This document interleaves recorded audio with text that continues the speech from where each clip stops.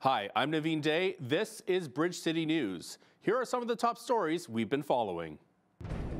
Alberta Premier Danielle Smith addressed Albertans on the province's path forward with the federal government. Plus, Monday marked Red Dress Day, a day to honor the memory of missing and murdered Indigenous women and girls. We will tell you what Lethbridge is doing to observe the day. And Tel Aviv's largest airport experienced massive flight cancellations and delays following a Sunday Houthi missile attack. Our foreign affairs expert Lisa Daftari has the details. Your nation, your province, your southern Alberta. From the heart of Lethbridge, it's Bridge City News. Thanks so much for joining us. Just days after announcing a legal challenge against Ottawa's net zero electricity regulations, Premier Danielle Smith is throwing down the gauntlet. Today, Smith repeated a condensed version of the 9 demands already made to Prime Minister Mark Carney prior to the election.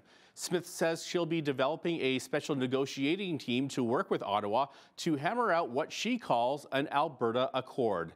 That accord will include commitments to get Alberta resources to Tidewater, repealing Bill C-69, elimination of the net zero electricity regulations, the emissions cap, and the net zero vehicle mandate. And Smith also wants equalization to be equal. The federal government must provide to Alberta the same per capita federal transfers and equalization as is received by the other 3 largest provinces, Quebec, Ontario, and British Columbia.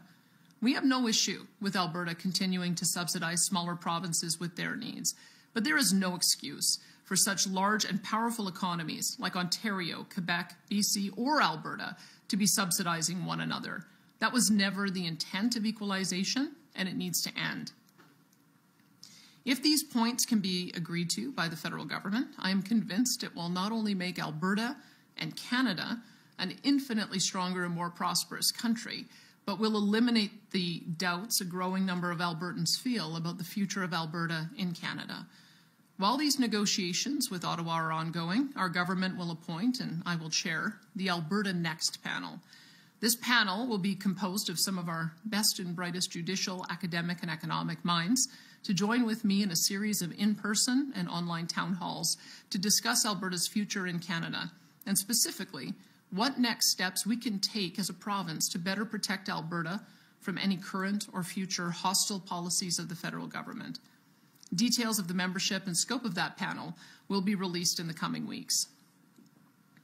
After the work of the panel is finished, it is likely we will place some of the more popular ideas discussed with the panel to a provincial referendum so that all Albertans can vote on them sometime in 2026.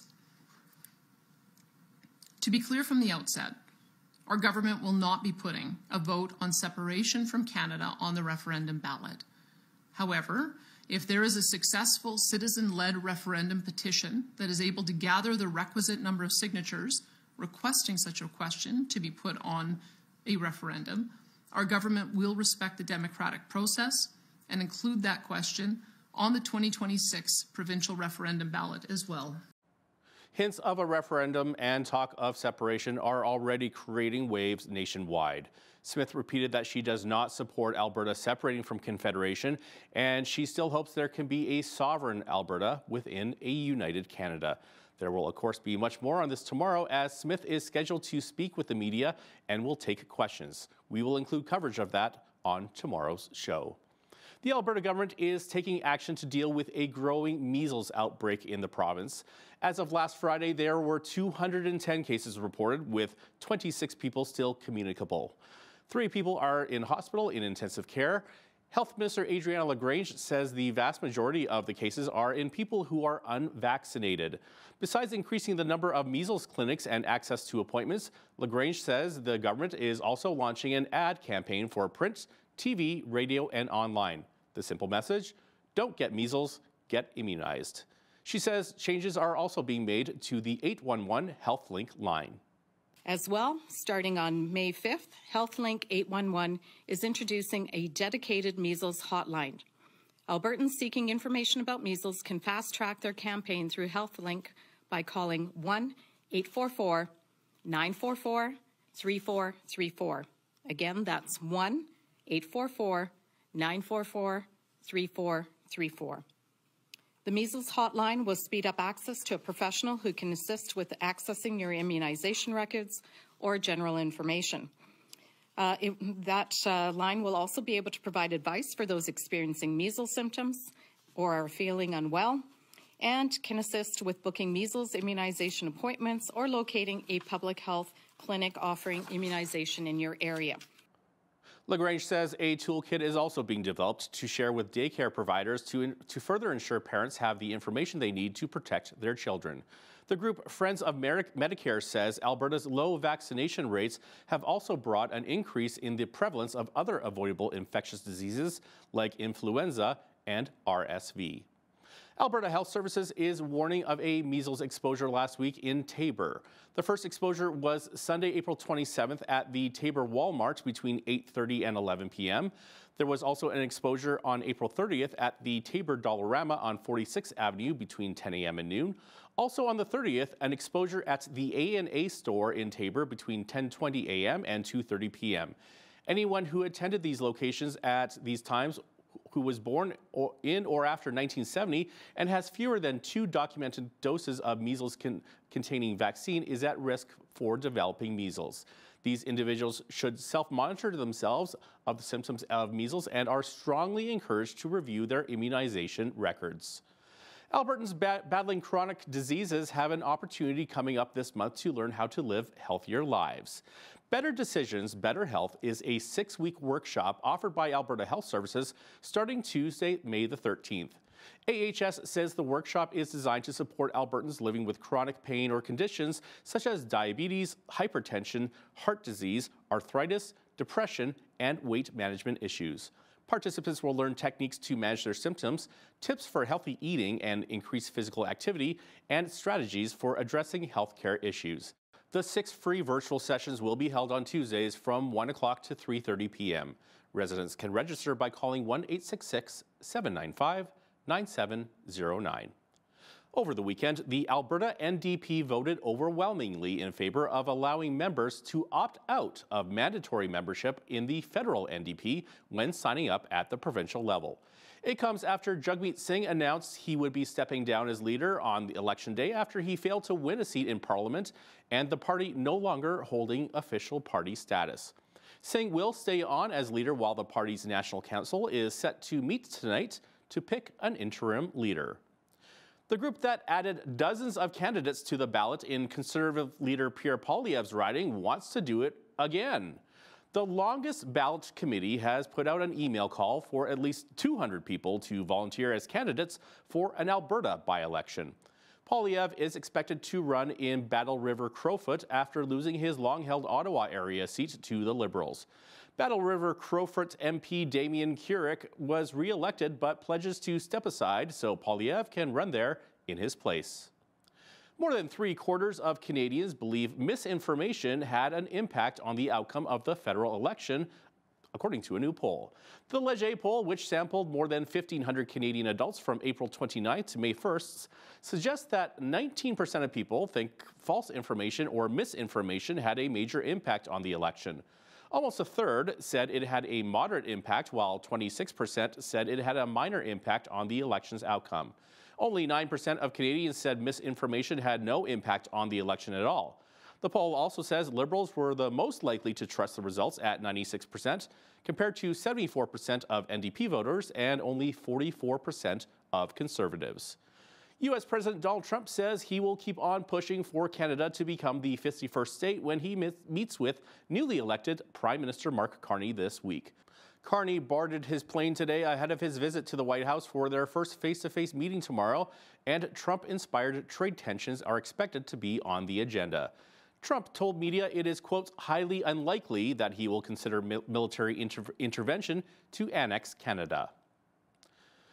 RCMP say they are investigating a suspicious death on a First Nation in the northeast Saskatchewan. Mounties say officers responded in late April to a report of a sudden death on the Makawa Sakagan First Nation. They say a 34-year-old woman was found dead at the scene, but she isn't being identified by Mounties at this time. Police are asking the public to contact them if they have any information about the woman's death. The city of Lethbridge is honoring Red Dress Day today. The day is meant to pay respects to the memories of missing and murdered Indigenous women and girls and Two-Spirit Plus people. City Hall will be illuminated in red on Monday evening to promote the awareness of the day. In 2015, the National Inquiry was launched to investigate and report systemic causes of all forms of violence against Indigenous women and girls, including sexual violence. In 2019, the National Inquiry released its final report and 231 calls for justice. In response to those calls for justice, the city and community partners developed the MMIWG recommendations and work plan, which includes 25 recommendations and a series of projects aimed at addressing social, economic, cultural, and institutional barriers facing Indigenous women, girls, and LGBTQ2+ peoples in our community. In a statement released by the Congress of Aboriginal Peoples, they asked Canadians to stand in solidarity today and beyond to support the 231 calls for justice from the National Inquiry. Organizations and the community are joining forces to continue raising awareness against sexual violence. This is part of Sexual Violence Awareness Month. A unique art show called Impact Unveiled Beyond the Silence was launched Monday afternoon at the Yates Theatre. Local talents joined the effort, sparking conversations by sharing messages of survival, strength, empowerment, and the emotions tied to these experiences. Cass Mitchell, local artist, talks more about it. Sexual assault, it impacts all of us. It's a violent crime, and it's also a pervasive social issue. We all know someone who's experienced sexual violence, even if we don't know that part of their story specifically. Instead, we're finding silencing, we're finding disempowerment. I am one of the many contributors, as you can see, to this art show. The person who created that is sharing a piece of themselves with us. Our artists here, some of them, yes, they are survivors of sexualized violence. Others are not, and instead, some are created by allies and by advocates. Verbal language is not the only way to have these conversations. Art is a form of communication in and out of itself. And so to honor that, this is also why this show did come to be. We want to highlight also the fact that we know that trauma can also shut down a part of the brain, and this part of the brain is responsible for our speech production and articulation. When it comes to individuals who have experienced trauma, and when this happens, it can create a barrier for them to translate their lived experiences into communicable language.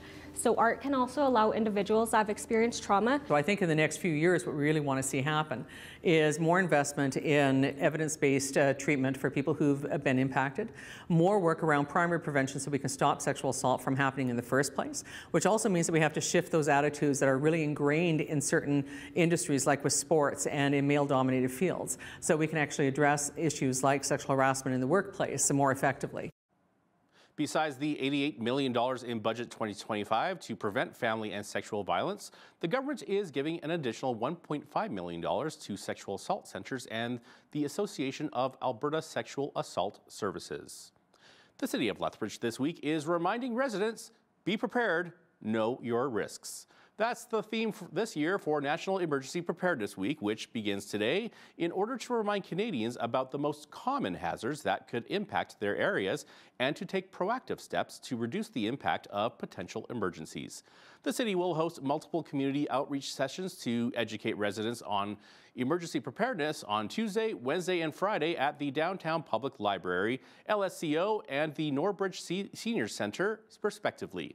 The city's emergency planning administrators are recommending households obtain a 72-hour emergency kit, and they list some items that could be vital for safety during events such as natural disasters, extended power outages, or industrial incidents. So there are kind of some standard items, looking at how much water you would need for your family, food, specialty items if you have prescriptions or food sensitivities or allergies. Those are the types of things that you'd want to be aware of in any 72-hour kit. And we look at, for evacuation, typically about 72 hours, and then being prepared for a shelter in place for about 14 days. So having canned food on hand and access to stuff to sustain for 14 days at shelter in place. A 72-hour kit is usually recommended to bridge the gap between the initial event and when municipal or emergency crews are able to respond in time. Additionally, there will be a test of Canada's emergency alert system on TVs, radios, and phones nationwide on Wednesday. Here in Alberta, the test will go off at 1:55 p.m. The parking lot of the Lethbridge Public Library's Crossings branch will soon be taken over once again by some of the city's largest vehicles. The Big Truck Petting Zoo will return later this month. On display will be excavators, fire trucks, police cars, and many other favorites from past years. This year's event will take place on May 24th from 10 a.m. to 3 p.m., and my inner child will be there as well. In international news, UN Secretary General Antonio Guterres on Monday warned against escalations as tensions rise between neighbors in India and Pakistan over an attack in disputed Kashmir. It pains me to see relations reaching a boiling point. I understand the raw feelings following the awful terror attack in Pahalgam on 22 April. I once again strongly condemn that attack and extend my condolences to the families of the victims. Targeting civilians is unacceptable, and those responsible must be brought to justice through credible lawful means. It is also essential, especially at this critical hour, to avoid a military confrontation that could easily spin out of control. A Houthi missile strike hit close to Tel Aviv's largest airport on Sunday, injuring 8 people and causing massive flight cancellations and delays. A de-escalation of the war in the Middle East does not seem to be in the foreseeable future. Foreign affairs expert Lisa Daftari has more. It's something that we obviously wanted to see this war de-escalate, not escalate, but it continues to escalate. A year and a half into this war, we still have hostages. We have an American hostage that's still being held. Of course, there's so many different parts of this, different proxies that are all being supported by the Islamic Republic, the regime in Iran, and the Houthis being in Yemen, yet another front that they're fighting. So it's Hamas, it's Hezbollah, it's Palestinian Islamic Jihad, it's the Houthis in Yemen, and obviously insurgencies all throughout the Middle East. So this is exactly what Iran's regime wanted. They wanted to create this ring of fire around Israel, to surround Israel, to intimidate, to attack, to terrorize, and it's exactly what we're seeing play out. Lisa also updates us on news coming out of Iran and the U.S. You can catch my full interview with Editor-in-Chief of the Foreign Desk, Lisa Daftari, coming up later in the program.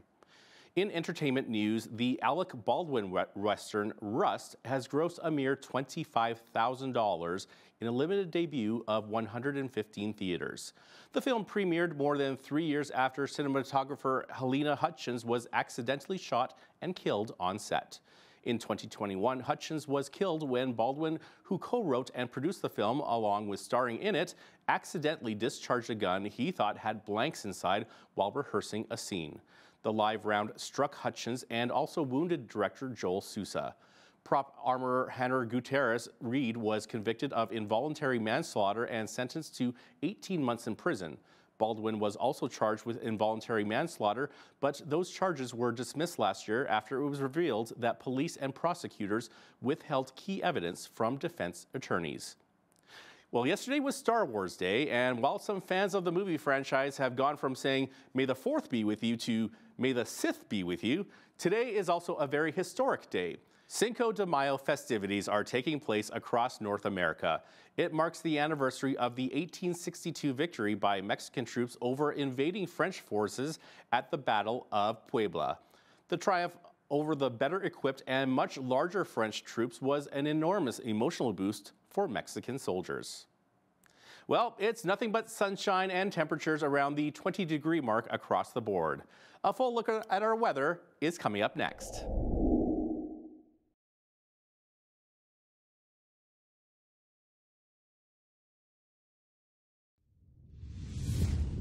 Our 7-day forecast has us with a high of 15 and a chance of showers for today. Tomorrow has a high of 18 with sunny skies. Wednesday will have a high of 25 with sunny skies. Thursday will have a high of 20, sunny skies. Friday will have a high of 22, and Saturday will have a high of 28. Finishing off the 7-day forecast with Sunday, we have a high of 25 with partly cloudy skies. Today's almanac has us with an average high of 17 for today, with an average low of 3. The record high on this day was set back in 1911 with 31 degrees, and the record low was set back in 1917 with -6. The sun rose at 6:02 a.m. today and set at 8:55 p.m. Our national forecast has the West Coast with highs of 20 and sunny skies. Edmonton is going to have a high of 22 with sunny skies, and Calgary will have a high of 18 with sunny skies. The rest of the prairies have Saskatoon with a high of 17 and sunny skies, alongside Regina with that high of 17, but with partly cloudy skies. Winnipeg will have a high of 18 with partly cloudy skies. Central Canada is going to have some thunderstorms, with Toronto getting a high of 18 in those thunderstorm chances, alongside Ottawa with a high of 21. Montreal also shares a high of 21, but just with a chance of showers. The East Coast has Fredericton with a high of 18 and partly cloudy skies, Halifax will be 15 and sunny, and Charlottetown will be 16 and nice and sunny.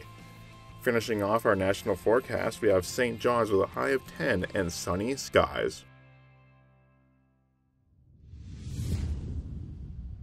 As the liquidation continues, the Hudson's Bay Company has been given permission by an Ontario judge to auction off the 4,400 artifacts and art pieces in its possession. This includes the 355-year-old royal charter that launched the company. It comes as Hudson's Bay filed for creditor protection in March after it could no longer pay its bills due to the effects of the COVID-19 pandemic and depressed store traffic. Two sources familiar with the sales process say Hudson's Bay has attracted a bid from Canadian Tire for some of HBC's intellectual property.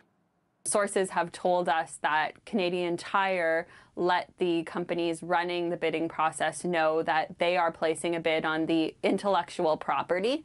It's still unclear to us what exact pieces of the intellectual property that Canadian Tire wants, but Hudson's Bay has a lot of it. They have things like the stripes, which people know and are really keen on buying. They have things like the Gluckstein brand. There's a few other House and Homes brands, and they have Zellers. So it's possible that Canadian Tire wants any or all of those. As the deadline for bids passed last Wednesday, the next steps will be to evaluate the offers and determine the future of Hudson's Bay's assets.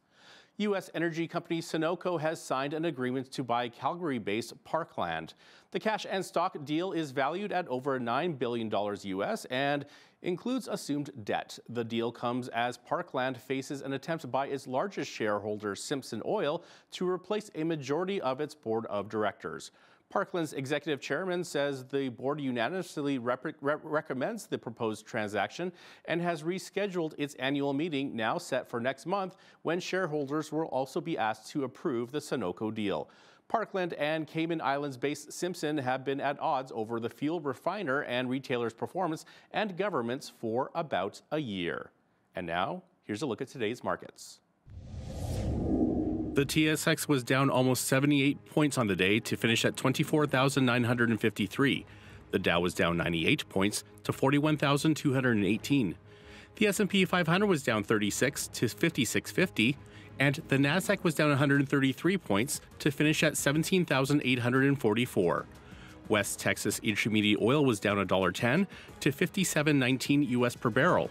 Natural gas was down 6 cents to $3.57 US.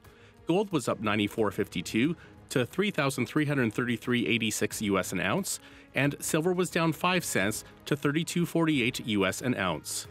Feed wheat is at $8.90 per bushel, barley is at $7.01, canola is at $16.07, and corn is at $8.13 per bushel. Live cattle June contract was up to $2.60 to $213.65. Feeder cattle were up $1.13 to $296.07. Lean hogs were down 70 cents to $92.25, and the Canadian dollar was up slightly over the past 24 hours to $72.30 US.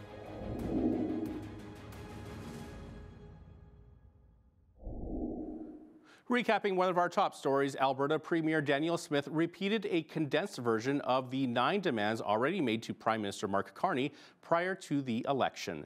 She says she'll be developing a special negotiating team to work with Ottawa to hammer out what she calls an Alberta Accord. That accord will include commitments to get Alberta resources to Tidewater, repealing Bill C-69, elimination of the net zero electricity regulations and the emissions cap, and the net zero vehicle mandate. A Houthi missile strike hit close to Tel Aviv's largest airport on Sunday, injuring 8 people and causing massive flight cancellations and delays. Foreign affairs expert Lisa Daftari gives us the latest on this and other international news. That interview is coming right up. And when you see news happening in your community, be sure to send us an email at info@bridgecitynews.ca. You can also visit our website or YouTube channel anytime to check out more of our stories and interviews.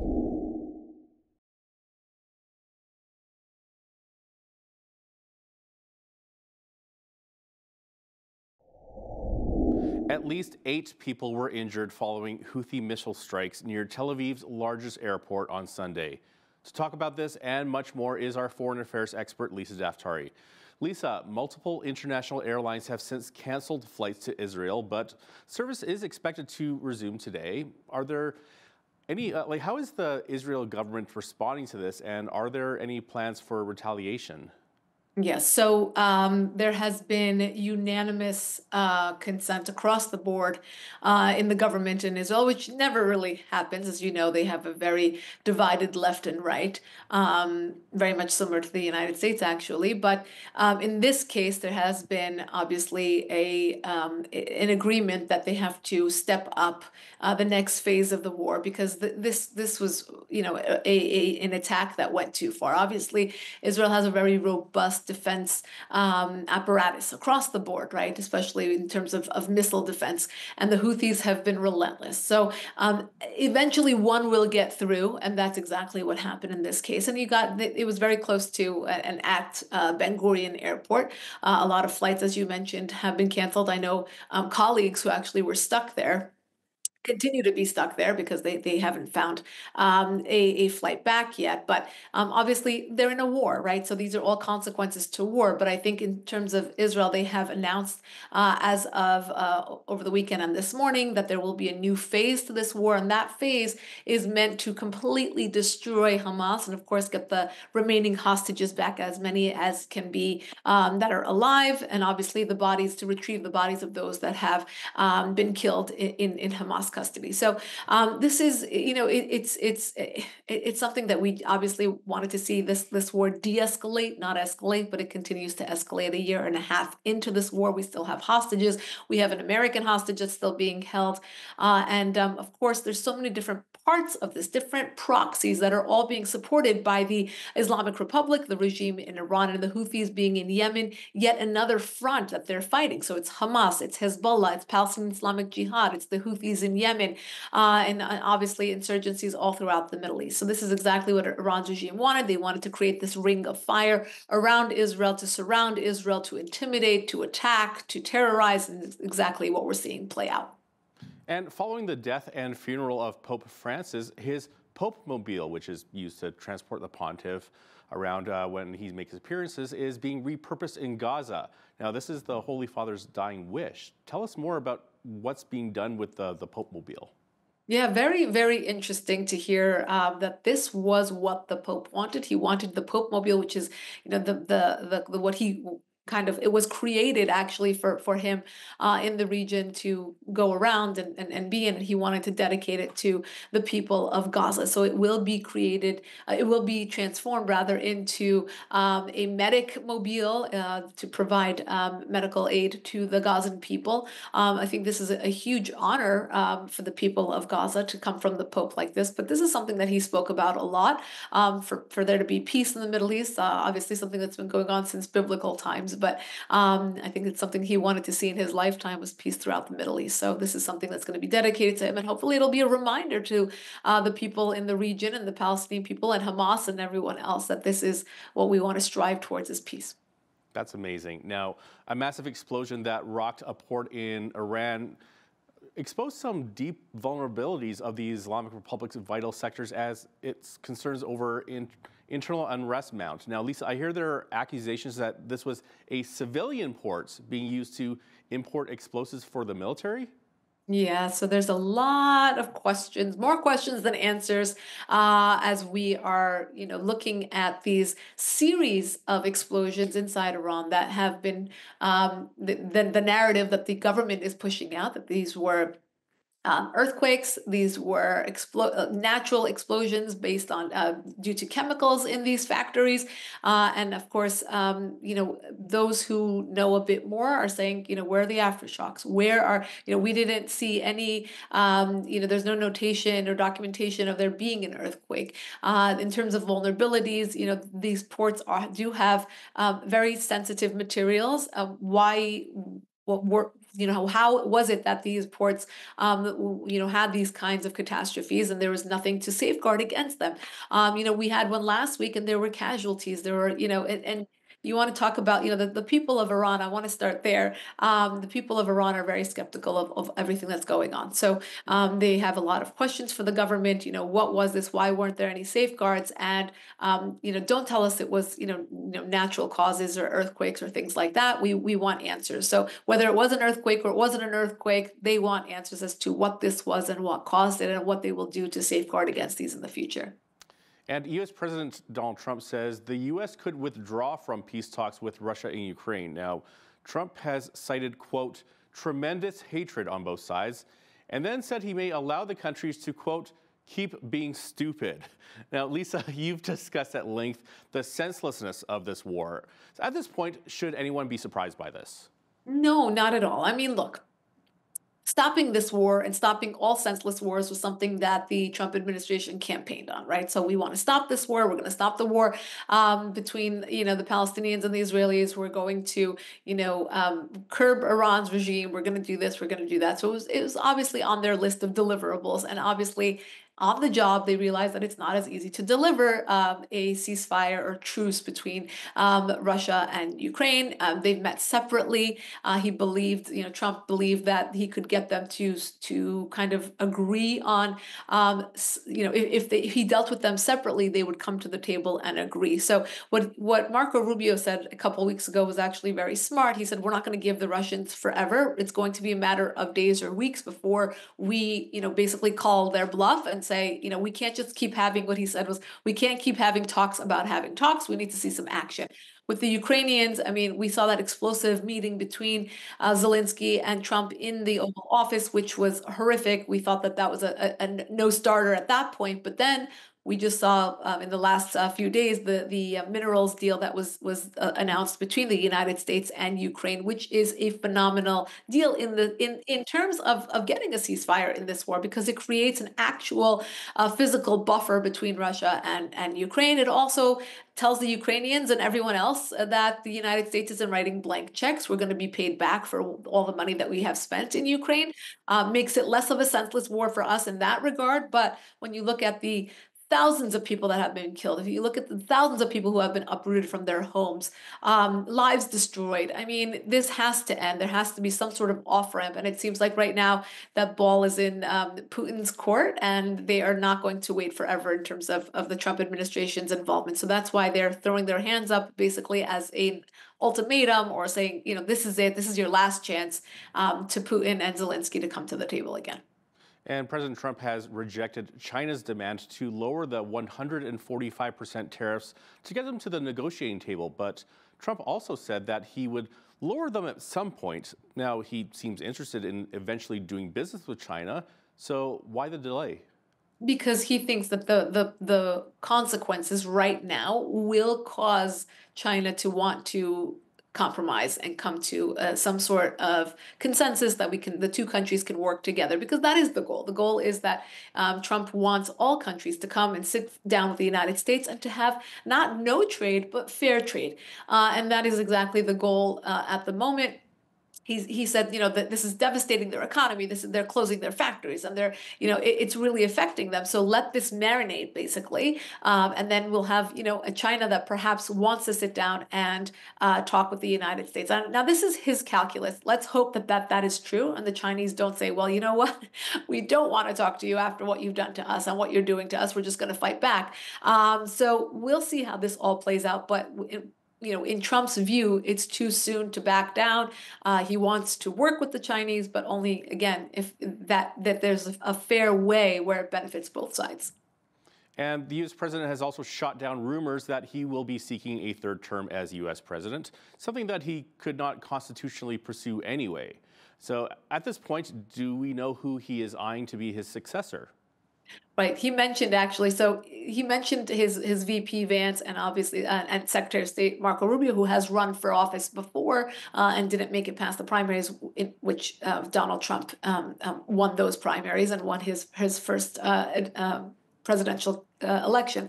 What's interesting, and I'm very glad that he came out and said this, because the MAGA fever is really hot. Half the country loves this president.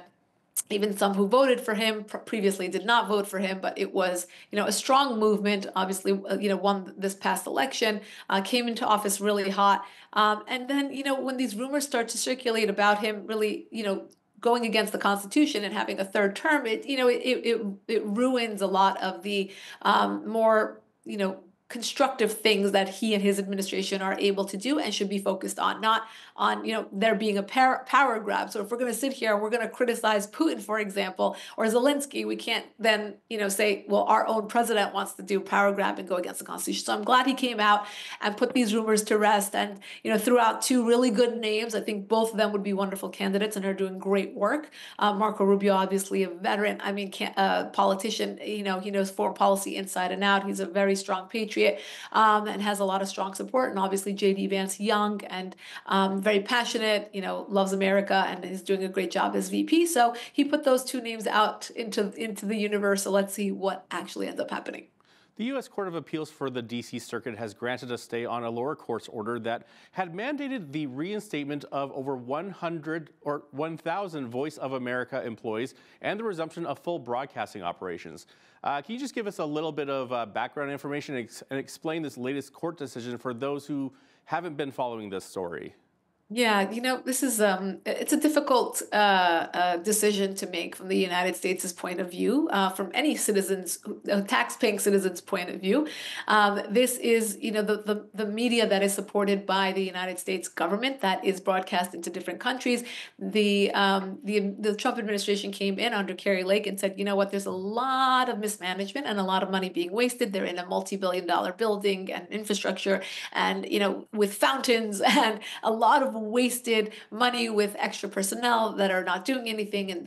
But on the other flip side, as a journalist, I will tell you a lot of the VOA, the Voice of America work that's being done and being broadcast into foreign countries does phenomenal work, does important work, and has important messaging to offer from and to deliver from the Trump administration or any American administration. The issue is that in previous administrations, Voice of America wasn't echoing the administration. They were doing their own job. They had, a lot of defectors, I don't know what else to call them, but people who really weren't on board with the White House's messaging and then working for the government. It just didn't make sense. So the old adage goes, don't throw out the baby with the bathwater. You want to maybe make some reforms, but not throw out the whole thing. So now the court is saying that this is an okay, adjustment to make. But Kari Lake has come out and said, we will continue, but in our own way. So there will be major, modifications made where there's not going to be as much money wasted, and hopefully the messaging will be much stronger and more effective. That's all we want. We want this to work. We want it to be effective. We want taxpayers not to be ripped off, but we also do want to have that line of communication between the White House and other countries to be open and really to be efficient. Now, very quickly, because we're almost out of time, something that just came down earlier today. The country of Rwanda is in the early stages of talks to receive immigrants deported from the United States. Now, the foreign minister for the country made the announcement late Sunday. Lisa, very quickly, why Rwanda? Yeah, great question. Well, Rwanda's in talks with the United States over other issues. They have come to, have dialogue. And for that reason, the United States, again, under the Trump administration, it's believed that if you want to work with us, you have to work with us. So this is something that they've asked the Rwandan government. I think Marco Rubio went on record to say, if they're as far as as possible from the border, they won't come back. So to put them just south of our border, we're going to have this issue continue. And if it's not Trump in office, it'll be a different president in office and perhaps won't be as tough on the border. So we want to actually solve this issue. If they want to be displaced, if they want to find new life, if they want to create, new energy, then perhaps going to a country like Rwanda that needs that new life and new energy. To your point, it's not it's not a choice that we would think would be, the usual choice.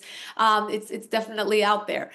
So I think this is something where he says, okay, you're coming to speak to us. We want this. We'll give you this, and there'll be a stronger relationship between the Rwandans and the Americans for that reason. So they're trying to work out a deal. This is only in the dialogue phase. They're just having a conversation right now. We haven't had any confirmations yet.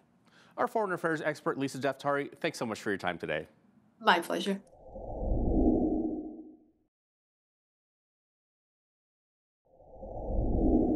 We all applaud the amazing work of William Wilberforce, Thomas Clarkson in stopping the slave trade back in the 1800s, but has it really stopped? I mean, how much of a problem is slavery today? It's still going on. So joining me from Lethbridge to talk about this today is Executive Director of Not for Sale, Joy Lynn Stickles. So good to have you with us, Joy Lynn. Oh, thanks for having me on. Yeah, always important to talk about this stuff. I mean, first of all, tell us a bit more about your organization, Not for Sale. That started right here in Lethbridge, I believe. And so, what are you trying to accomplish, and what motivated you to get this started? Yeah, so long story short, we started because I had gone to a conference and heard about human trafficking for the first time and sex slavery, and that kids were involved, and I had never heard about that before. So that was in 2009, and it grabbed my heart, and I came home to my husband and said, I don't know what we can do. I don't know what difference we can make, but we have to. We have to step out. Since then, we started a home in Cambodia and ran that for 3 years with another organization, and that home had 23 women and girls go through it, and we have amazing stories from that of women finding freedom and finding hope again, and children being safe. And yeah, and then since then we moved to our home to Mexico. It took us 8 years to get licensing with the government. It was just back and forth, a bunch of different factors with that, but we were able to open that home last year. At the beginning of the year, we opened it, and it was fantastic. So we've been running our home in Mexico for the last year, since January 2004. We've had 13 girls in that home. We currently have 6, and one of them has a baby. And then we also have a home in Kenya that kind of happened organically. We have another ministry there that helps girls who can't go to school because they're pregnant, but a little bit different than actual human trafficking. So this one, the police knew that this woman was caught in human trafficking. She was being trafficked by her aunt. She was pregnant because of that, and had a baby that was very, very malnutrition. And so the police worked with us there, and now we have a home in Kenya helping those people out. Wow, that's amazing. I look at that and I go like, yeah, what can we do? Well, you did something. You're not an expert in these areas, but you just said, hey, let's do something. And you get some people around you who are more experts in these areas, and look what happened. So that's good on you guys, man. Can you share a little bit about? I think you call them the Hope Totes. You apparently distribute to unhoused girls and women in I guess it would be both Mexico and Kenya, or is it just Mexico? Those are local, so we distribute those in Lethbridge here. Okay. With our ministry, My City Care, which I'm sure. Yeah. About. So, partnered with My City Care, we help the women, and there's not as many young girls who are unhoused in Lethbridge, but so these are hygiene kits that serve a practical need, but also open the door for relationships so that these women can just kind of step out and toward safety and stability on their own, and know that they have a place to come to with our ministries there. So the lifetime of Hope Totes, we've distributed over 8,000 of them. Oh, wow. Nice. Okay. And I understand that, I mean, you're hoping to open some safe houses in Canada as well? Yeah, that is a dream for sure. Even coming from Cambodia to Mexico and learning the different governments, Canada is a whole new ball game that we're learning as well. So yeah, we're stepping out and making connections. There's so many good organizations in Canada, but it's breaking the mold to open a home for underage. That's well, that's exciting. I'm sure there's viewers who would want to be part of that, and of course, this all takes money. So you have a fundraising gala coming up, I believe, May 23rd. We do, yeah. This is our 5th annual. We say annual loosely because we stopped kind of around COVID, but this is our 5th gala, and we take it and we use it to spread awareness, help people understand what's happening and how they can help. So it's May 23rd at the Parallel Church in Lethbridge, and you can follow us to kind of keep up to date with the details of that. Okay, excellent. Now, for viewers who maybe don't know how widespread this is, the child, sex trade, human trafficking, it's not just children, of course, it's, older women as well. And I mean, what kind of numbers are we're talking about in Canada, and then how many globally? Yeah, so it's always tricky to find numbers, even when you go and look at Statistics Canada and all that, but it is estimated that there are 50 million people in human trafficking globally, and 2 million children are trafficked every year. So it's worldwide. It's all over the place. It's more visual in different, like when we were in Thailand and Cambodia, you can see it on the streets. In Mexico, but a lot of the stuff in Canada, they say within a block, there is one person within a block of you where you live, there's one person that's trafficked. Yeah, we don't think of it here in Canada, but it is actually happening. And I know it's not even necessarily, I'm told, always sexual in nature. Of course, that's the worst though. But sometimes apparently, underage kids are used for labor. Working in factories, sometimes not getting paid or getting paid very little, just enough food to kind of get by. I mean, that's not good either. Yeah, no, you see that globally for sure. The factory side of things, the kids sitting on the street begging. But in Canada, one of our team leads, she was trafficked in Canada when she was 4 years. And she was sexually trafficked, but also she was taught how to break into cars. She was a drug mule for them.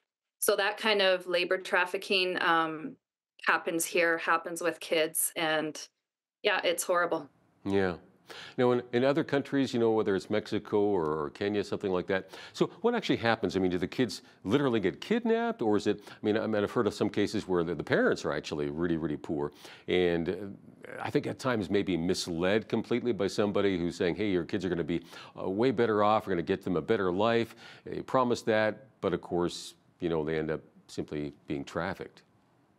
Yeah, so you hear different stories, different scenarios all over the place. In Cambodia, we saw that it was more of a cultural thing where this is when you turn 12, this is how you help support the family. And so it's more welcomed, legitimized there. We've seen where the parents are addicted to drugs and they use their children to help with financing that. And so there's a lot of that. There's a lot of it, especially in America and North America, is online. And so they're lured online, through games and through different social websites and such. And so a lot of what we want to do is raise awareness and teach families and teach parents and teach kids. We're going into schools teaching kids what to watch for. And when this person says he is a friend that's your age, it could be a 40-year-old guy, or it could be a couple. And so there's a whole bunch of different ways. The movies that you see with the white van pulling up and luring kids with candies isn't as prevalent for sure from what we see. But like you said, the promise of a better life. You're sending your child to a different country because you can't support them, and this person said they can. And yeah, there's a whole bunch of different scenarios. Okay. And what age range are we talking about it? And is it mainly girls, or I'm assuming there's some boys that are trafficked as well, right? Absolutely. The age ranges from, we've heard stories of newly born babies being abused, and up to however old, right? Our girls in our home are more teenagers, and so they're to we want to have another home. We want to have a bunch of homes that help support different groups of people. But my heart is, as young as we can help them, that's how we want to do it. But yeah, we had one girl who was 6 years old in Cambodia who is in our home. Her story was that her grandma trafficked her. And then I don't know if the little girl knew that it was her grandma, because she somehow escaped, got back to grandma, and grandma sold her. And that happened twice, 3 times, twice again. So, that is just heartbreaking. So, I mean, these kids basically have been, seriously abused for years. So that's going to have a severe impact. I mean, not just on their physical bodies, but I'm thinking, their emotional, mental, and spiritual health, right? So, what do you do to bring restoration to these kids? The biggest thing is to have a home that they have a safe family. And obviously we are a faith-based group, so that we know that Jesus is a hope for these girls. But in Mexico, we have psychologists, we have doctors, we have house that are part of their network there, that they are able to have access to counselors and different things. And we know that it's not going to be an overnight thing that, okay, you're rescued, you're safe here, right, you're going to be right. There's lots of trauma that goes through, and you see it differently with different girls. One of our girls that we rescued, she was unvocal for months. She wasn't able to talk. She didn't know how to use the washroom. She didn't know how to use utensils. And so it took a while to kind of just surround her, let her know she's safe, just continue to be constant and stable for her. And she's doing beautifully, and she's still in our home. Wow. And is this like a partnership with local churches then, like in Mexico, or like who actually gets the hands on? I mean, of course, there's probably some government people, like you say, psychologists and so forth, and doctors. Yeah. So the way our home works in Mexico is Not for Sale has their own home. We hire local ladies who live in the home around the clock. There's schedules and different things. So that's our home. But the way that the kids they come to us is through Child and Family Services. So we don't actually go out at the moment and rescue. It's from situations. That's a whole other ball game that you've got to have some unique skills and frankly be willing to risk your life doing it. Wow. Yeah. Okay. And do the kids learn some skills, pardon me? Like, they're going to need to be earning a living at some point as well, right? Or maybe they, I don't know if they go into the adoption system. I'm not sure what happens. Yeah. So when we were in when we were in Cambodia, we had a trade that the women and girls learned. They actually sewed all the costumes for the Australian ballet. So they had a contract with that. And then we've seen other ones that they open up a cafe or a barbershop or a bakery or something. That's our heart. We would love to do that. Our girls are younger now and all going to school. So that's one of the dream homes or dream projects that we have in Mexico, is to have a place where, these girls can learn a trade and have a place that when they're 18, they don't have to feel like they have to be out of our family. Awesome. Thank you so much for sharing and for what you're doing today. My pleasure. Thank you for having me. That's good stuff, isn't it, what they're doing? If you want to be part of it, Check it out, Not For Sale, all right, .ca. Joylyn Stickle, the Executive Director of Not For Sale. I'm Paul Arthur, and on behalf of all of us here at Bridge City News, thank you so much for watching today.